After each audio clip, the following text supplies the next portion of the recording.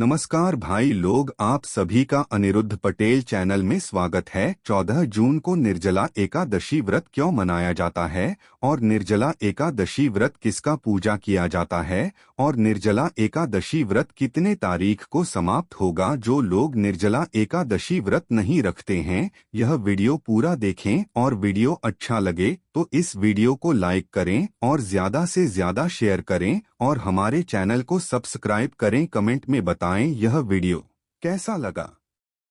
14 जून को निर्जला एकादशी व्रत क्यों किया जाता है। निर्जला एकादशी व्रत हिंदू धर्म के प्रमुख व्रतों में से एक है। इसे सबसे कठिन और सबसे पुण्यदायक एकादशी माना गया है। यह व्रत ज्येष्ठ शुक्ल पक्ष की एकादशी तिथि को आता है और 2025 में यह व्रत 14 जून को है। नीचे विस्तार से बताया गया है कि यह व्रत क्यों किया जाता है। 1. सभी एकादशियों का फल एक साथ प्राप्त करने हेतु। निर्जला एकादशी को भीमसेनी एकादशी भी कहा जाता है। कथा के अनुसार महाभारत के पांडवों में भीमसेन को भूख अधिक लगती थी और वे मास की अन्य एकादशियों का व्रत नहीं कर पाते थे। तब महर्षि व्यास ने उन्हें सुझाव दिया कि यदि वे साल में एक बार निर्जला एकादशी का व्रत करें तो उन्हें साल भर की सभी एकादशियों का पुण्य प्राप्त होगा। 2. जल तक न पीने वाला कठिन तपस्या व्रत। इस दिन व्रती जल, अन्न, फल सब कुछ का त्याग करते हैं, यानी पूरे दिन निर्जल रहते हैं। यह व्रत व्यक्ति की इच्छा, संयम और आत्मनियंत्रण को दर्शाता है। जो भक्त पूरे दिन भगवान विष्णु का स्मरण करते हुए बिना जल ग्रहण किए इस व्रत को करता है, उसे मोक्ष की प्राप्ति होती है। 3. भगवान विष्णु की कृपा पाने हेतु। यह व्रत भगवान श्रीहरि विष्णु को समर्पित होता है। इस दिन भक्त विष्णु जी की पूजा, विष्णु सहस्त्रनाम, गीता पाठ आदि करते हैं। मान्यता है कि इस व्रत को करने से पापों का नाश होता है और वैकुंठ धाम की प्राप्ति होती है। 4. मृत्यु के बाद यमलोक की यातना से मुक्ति के लिए। पुराणों में वर्णन है कि जो व्यक्ति इस व्रत को करता है वह मृत्यु के बाद यमराज की यातनाओं से मुक्त हो जाता है। यमराज स्वयं कहते हैं कि निर्जला एकादशी व्रत करने वालों को स्वर्ग प्राप्त होता है और उन्हें मेरा दर्शन नहीं करना पड़ता। 5. जीवन में सुख शांति, स्वास्थ्य और मोक्ष के लिए। इस दिन का व्रत मानसिक शांति, स्वास्थ्य लाभ और पारिवारिक सुख प्रदान करता है। साथ ही यह व्रत मोक्ष, जीवन मुक्ति के द्वार खोलने वाला माना गया है।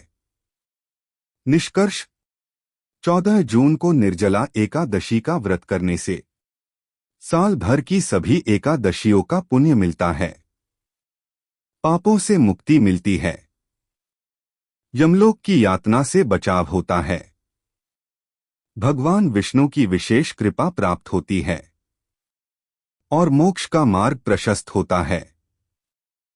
निर्जला एकादशी व्रत में किसका पूजन किया जाता है। निर्जला एकादशी व्रत मुख्य रूप से भगवान श्रीहरि विष्णु की पूजा के लिए किया जाता है। इस दिन व्रती पूरे श्रद्धा भक्ति के साथ विष्णु जी का पूजन करके उनसे पापों की मुक्ति, मोक्ष और कृपा की कामना करते हैं। पूजा किस देवता की होती है। भगवान विष्णु। निर्जला एकादशी का व्रत पूर्णतः भगवान नारायण को समर्पित होता है। भगवान विष्णु को पालक देवता माना गया है और एकादशी तिथि स्वयं विष्णु जी की प्रिय तिथि मानी जाती है। पूजन में किन रूपों की पूजा की जाती है। शंख, चक्र, गदा, पद्मधारी भगवान विष्णु की मूर्ति या चित्र। शालग्राम शिला यदि उपलब्ध हो। तुलसी दल विष्णु पूजा में अत्यंत प्रिय है। विष्णु सहस्त्रनाम का पाठ किया जाता है। पूजा में क्या किया जाता है। प्रातःकाल स्नान कर स्वच्छ वस्त्र धारण करें।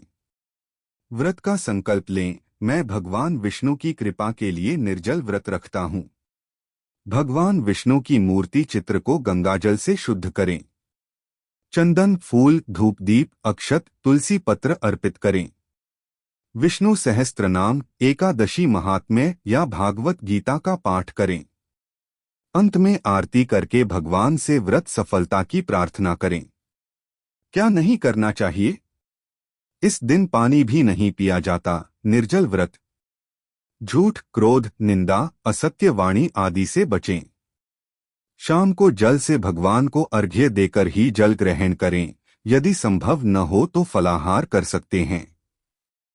निष्कर्ष: निर्जला एकादशी व्रत में भगवान विष्णु की विधिपूर्वक पूजा की जाती है। जो भक्त इस दिन व्रत रखकर विष्णु जी का पूजन करते हैं, उन्हें सभी एकादशियों का फल प्राप्त होता है और मोक्ष की प्राप्ति होती है। निर्जला एकादशी व्रत की पूजा की समाप्ति विधि। पूजा की समापन प्रक्रिया। निर्जला एकादशी की पूजा पूर्ण भक्ति और श्रद्धा से की जाती है और अंत में उसका विधिवत समापन करना अत्यंत आवश्यक होता है। नीचे पूजा की समाप्ति समापन की पूरी प्रक्रिया दी गई है। 1. पूजा का समापन संकल्प। व्रत समाप्ति का संकेत। पूजन के अंत में भगवान विष्णु से प्रार्थना करते हुए व्रत समाप्ति की भावना व्यक्त की जाती है। संस्कृत में संकल्प मंत्र। हे भगवान, मेरे द्वारा की गई पूजा, जप, व्रत, ध्यान यदि त्रुटिपूर्ण हो तो कृपया उसे अपने चरणों में स्वीकार करें और क्षमा करें। हिंदी भावार्थ। हे भगवान विष्णु, मैंने अपनी शक्ति अनुसार यह व्रत और पूजा की है। अगर इसमें कोई भूल हो गई हो तो कृपया क्षमा करें और मेरी भक्ति को स्वीकार करें। 2. विष्णु जी की आरती। जय जगदीश हरे या शांताकारं भुजगशयनं जैसे विष्णु आरती का गान करें। दीपक से भगवान की आरती करके सभी घर के सदस्यों को आरती दें। 3. तुलसी पत्र अर्पण एवं क्षमा याचना। भगवान विष्णु को अंत में तुलसी पत्र अर्पित करें। फिर हाथ जोड़कर क्षमा प्रार्थना करें। व्रतेनानेन हर्ये समर्पितम मया प्रभो यदत्र कुर्वता दोषं क्षमस्व मधुसूदन। अर्थ: हे मधुसूदन, इस व्रत के पालन में जो भी त्रुटि हो गई हो कृपया उसे क्षमा करें। 4. प्रसाद वितरण। भगवान को भोग अर्पित करने के बाद वही प्रसाद सभी को वितरित करें। व्रतधारी चाहें तो अगले दिन द्वादशी के दिन सूर्योदय के बाद अन्नजल ग्रहण करें। पारणा। 5. पारणा व्रत खोलने की प्रक्रिया। अगले दिन सुबह सूर्य उदय के बाद भगवान विष्णु को जल, फल, तुलसी और नैवेद्य अर्पित करें। फिर पंचामृत से शुद्ध होकर व्रत खोलें, अन्नजल लें। निष्कर्ष: निर्जला एकादशी की पूजा का समापन भगवान विष्णु की आरती, क्षमा प्रार्थना, तुलसी पत्र अर्पण और प्रसाद वितरण के साथ होता है। अगले दिन द्वादशी को पारणा कर व्रत को पूर्ण किया जाता है।